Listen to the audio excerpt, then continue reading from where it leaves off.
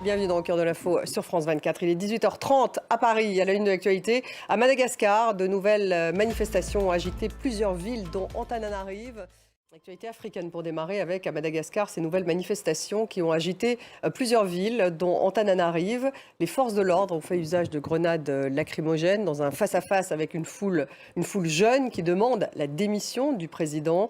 Mobilisés depuis la semaine dernière, des milliers de protestataires sont descendus dans les rues de la capitale. Il y aurait donc 22 morts, en tout cas, selon l'ONU. Rebecca Martin. Des manifestations aussi au Maroc. Des dizaines de jeunes ont été interpellés hier. Dans le reste de l'actualité, côté justice, je vous le disais en titre, ouverture du procès en appel du crash Rio-Paris. On retrouve Sylvain Rousseau en direct de la Cour d'appel de Paris. Sylvain, bonsoir. D'abord, que peut-on véritablement attendre de ce procès 16 ans après ? 2 mois, donc. Merci beaucoup, Sylvain. Sylvain Rousseau, donc en direct du tribunal. En France, toujours politique avec Sébastien Lecornu, le Premier ministre qui a annoncé qu'il n'augmentera pas dans le prochain budget les moyens de fonctionnement des administrations et des organismes dépendants pour leur budget de Matignon, a-t-il dit. C'est une annonce dans un souci d'exemplarité. Les moyens liés à la défense, en revanche, ne sont pas concernés. Il y a aussi cette mobilisation syndicale jeudi et des consultations politiques qui commencent. On fait un point en images. On en parle avec Roselyne Fair. Bonsoir Roselyne. Semaine décisive donc pour Sébastien Lecornu. Finalement, que va-t-il faire pour ne pas être censuré, Roselyne ? Là, on voit que du côté du PS, ça commence à être compliqué vu qu'il a mis en place des lignes rouges. Est-ce qu'il va aller du côté du Rassemblement national ? Comment ne pas être censuré ? Oui, c'est toujours la grande question. Toujours, ça fait un peu que 3 semaines, 4 semaines qu'on se répète. Merci beaucoup Roselyne. On voit que l'équation n'est pas simple. Non.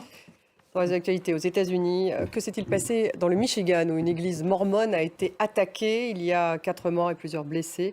L'assaillant a allumé un incendie qui a ravagé le bâtiment. Donald Trump dénonce, je cite, une nouvelle attaque ciblée contre les chrétiens. Lionel Feuerstein. Et on va parler cyberattaque tout de suite dans l'écho. Avec Laure Manin. Bonsoir Laure. Bonsoir Stéphanie. Jaguar Land Rover a annoncé donc reprendre partiellement ses activités aujourd'hui après une cyberattaque qui a littéralement interrompu les opérations dans les usines britanniques.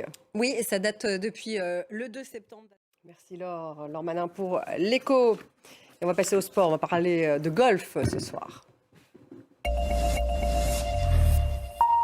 Avec Cédric Ferreira. Bonsoir Cédric. Bonsoir, bien sûr, cette Ryder Cup dont tout le monde en parle parce que face aux États-Unis, c'était une vraie rencontre sous tension. Oui, parce qu'on rappelle le concept de la Ryder Cup. Et c'est tout pour les sports. Merci Cédric. Merci à vous tous de nous avoir suivis. Restez avec nous, on se retrouve dans 5 petites minutes. Ça sera le débat à 19h et non pas 19h15 ce soir parce qu'il y a cette conférence de presse entre Benjamin Netanyahou et Donald Trump qui a lieu à la Maison-Blanche. C'est à 19h15. On en parle avec mes invités dès 19h. On la prendra en direct, débrief avec ces mêmes invités. Ça sera donc dans 5 petites minutes. Restez avec nous.